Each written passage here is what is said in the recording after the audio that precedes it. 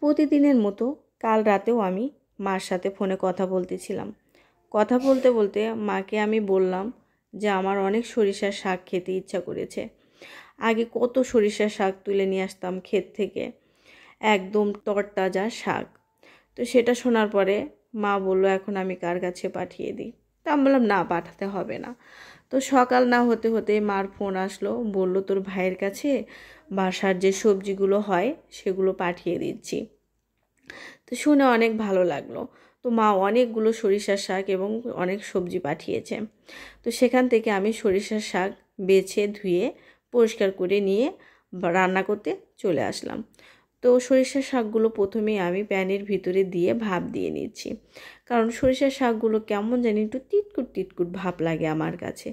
আপনাদের কাছে এটা অস্বাস্থ্যসম্মত মনে হতে পারে, কারণ সব পুষ্টি হয়তো আমি ফেলে দিচ্ছি সেটা ভাবতে পারেন, কিন্তু সরিষার শাকটা আমি এভাবেই ভাপ দিয়ে চিপে তারপরে খাই, তাছাড়া আমার খেতে ভালো লাগে না। তো ভাপ দিয়ে নেওয়ার পরে ওটা আমি চিপে রসটা বের করে নিয়েছি এবং প্যানে আমি সরিষার তেল দিয়ে পেঁয়াজ রসুন দিয়ে লালচে করে ভেজে নিলাম।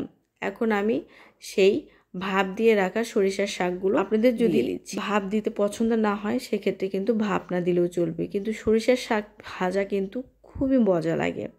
আপনারা কিন্তু অবশ্যই এই শীতের সিজনে কিন্তু এটা ট্রাই করতে পারবেন। আমি সরিষার শাকটা একটু সময় নিয়ে ভালো করে ভেজে নিব।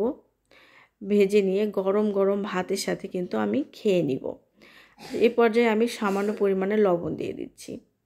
লবণ দিয়ে আমি আবারও ভালোভাবে ভাজতে ভাজতে নিজেরাই কিন্তু বুঝতে পারবেন ঠিক কখন আপনার শাকটা ভাজা হয়ে গেছে। এটা বলে দেওয়ার কিছুই নাই, রান্না করতে করতে নিজেই বুঝে যাবেন যে কখন আপনার রান্নাটা শেষ হয়েছে আর কতক্ষণ রান্না করতে হবে। তো হয়ে গেছে আমার ভাজা।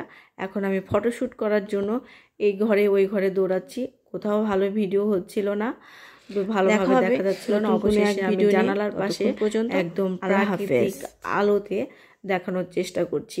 আমার কাছে অসম্ভব মজা লাগে এই সরিষার শাক ভাজি।